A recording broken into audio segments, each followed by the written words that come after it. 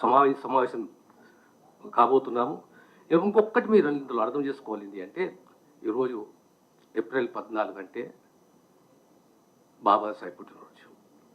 దార్శనికుడు, రాజ్యాంగ నిర్మాత, మనందరికీ కూడా స్ఫూర్తి ప్రదాత. ఈ కేటగరైజేషన్ అనేది ఏ కులానికి కూడా వ్యతిరేకం కాదు. Again, I want to re-emphasize that this categorization of classification is not against any community. When you observe group 1, there are communities belong to one major community, subcaste are there, second major community, subcaste are there. Until the intersect backwardness among those communities. ఆ కులాలకు సంబంధించిన బ్యాక్వర్డ్నెస్ని దృష్టిలో పెట్టుకుని వారికి అవకాశం ఇవ్వడం జరిగింది. అదే రకంగా ఈరోజు మనము లా డిపార్ట్మెంట్ ఒక జియో జారీ చేసింది, జియో MS నంబర్ 33. తర్వాత కమెన్స్మెంట్ ఆఫ్ దిస్ యాక్ట్కు సంబంధించి SC డిపార్ట్మెంట్ ఒక జియో జారీ చేసింది, జియో MS నంబర్ 9. తర్వాత రోస్టర్ పాయింట్స్ అన్నింటికి సంబంధించి GID ఒక ఆర్డర్ జియో ఇష్యూ చేసింది, జియో MS నంబర్ 99. తర్వాత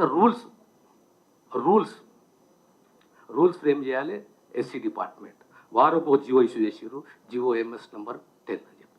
అంటే ఈరోజు యాక్టే కానీ దానికి అనుబంధంగా రూల్సే కానీ ప్రధాన డిపార్ట్మెంట్లో అయిన SC డిపార్ట్మెంటే కానీ లేదా GIDఏ కానీ చాలా క్లారిటీతోటి ఈరోజు రూల్స్ కూడా జియో రూపంలో జారీ చేయడం జరిగింది. ఇకపోతే ఇంకొకటి, తెలంగాణ రాష్ట్రంలో 59 కులాలు, జనాభా 2011 ప్రకారం 52,17,768. ఈ 59 కులాలలో ఎన్ని కులాలకు ఇది ఎఫెక్ట్ అయింది కేటగరైజేషన్ అనేది ఒక్కసారి మనం గమనించాలి. Entire categorization it has affected only 26 communities. అందులో 24 communities are original communities, 2 are newly added communities. 24 కులాలకు సంబంధించి ఈ వర్గీకరణ అనేది ఎఫెక్ట్ అయింది.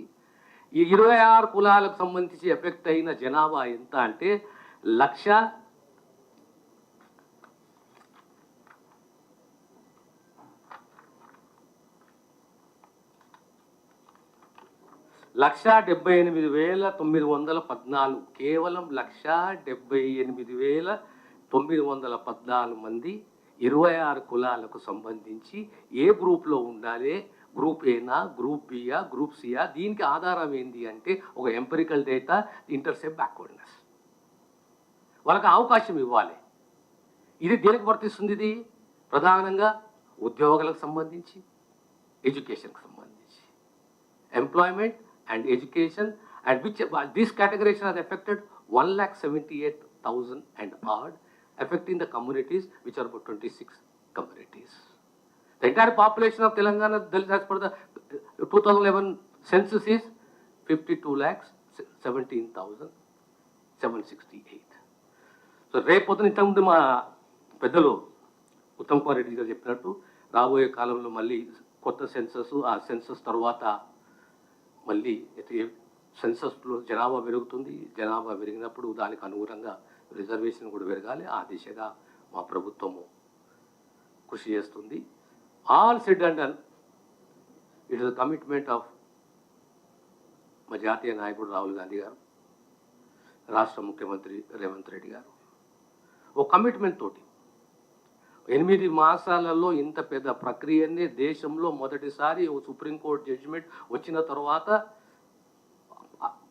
అసెంబ్లీలో అనౌన్స్మెంటు, సబ్ కమిటీని ఏర్పాటు చేయడం, 1 మ్యాన్ కమిషన్ సిఫారసు చేయడం, 1 మ్యాన్ కమిషన్ 90 రోజులలో రిపోర్ట్ ఇవ్వడం, దాని ఆధారంగా మళ్ళీ అసెంబ్లీలో బిల్లుని ప్రవేశపెట్టడం, బిల్లు గవర్నర్ కన్సెంట్ తీసుకోవడం, యాక్ట్ రూపం తీసుకురావడం, దానితో సహా ఇలా రూల్స్ ఫ్రేమ్ చేయడం అంటే 8 మాసాలంటే it clearly indicates the commitment of the Congress government towards social justice.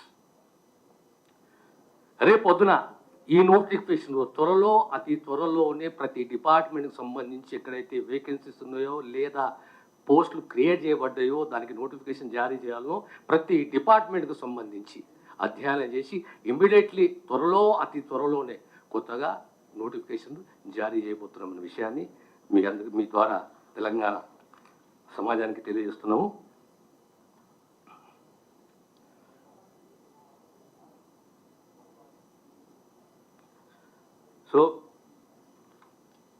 ఒక రకంగా మేమందరం కూడా అదృష్టంగా భావిస్తాము. అంటే ఆ కమ్యూనిటీస్ కూడా ఎదగాలి, ఈ కాంపిటేటివ్ ప్రపంచంలో బ్రతకాలి. చాలా బ్యాక్వర్డ్ ఉన్నాయి, లిటరసీ కానీ, ఎడ్యుకేషన్ లిటరసీ కానీ, సోషల్ యాంగిలే కానీ, ఫైనాన్షియల్ యాంగిలే కానీ, పొలిటికల్ యాంగిలే కానీ, వాళ్ళు కూడా కాంపిటేటివ్ ప్రపంచంలో రావాలి అని ఒక సదుద్దేశంతో ప్యూర్లీ సుప్రీంకోర్టు యొక్క తీర్పు ఆధారంగా మా వన్ మ్యాన్ కమిషన్ ఇచ్చిన రిపోర్ట్ ఆధారంగా ఒక రోస్టర్ సిస్టమ్, ఒక క్రీమీ లేయర్ తప్ప ఇంక్లూడింగ్ రోస్టర్ కూడా ఈ యాక్ట్లో క్లారిటీ తోటి ఇవ్వడం జరిగింది. ఇది మరొకసారి నేను మా చైర్మన్ గారికి ధన్యవాదాలు తెలియజేస్తున్నాను. గతంలో 2013లో కూడా ఇదే రకంగా సమైక్య రాష్ట్రంలో ఉప ముఖ్యమంత్రిగా సప్లాన్ చేసినాము. 2014లో తెలంగాణ వాదన కోర్ కమిటీ ప్రధానమంత్రి సోనియా గాంధీ గారి ముంగట తెలంగాణ వాదన వినిపించినాము. ఈరోజు మళ్ళీ కేటగరైజేషన్లో కూడా మాకున్న అవకాశాన్ని ముఖ్యమంత్రిగా కల్పించినందుకు, మా పెద్దలు ఉత్తమ్ కుమార్ రెడ్డి గారు కనిపించినందుకు వారికి నా హృదయపూర్వక ధన్యవాదాలు తెలియజేస్తున్నాను. Thank you. Any questions?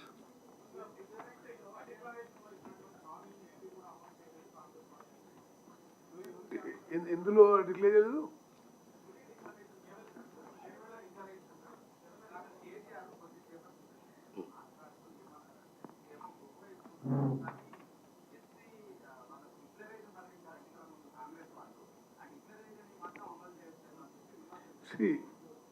మోసం చేయడం, అబద్ధాలు మాట్లాడడం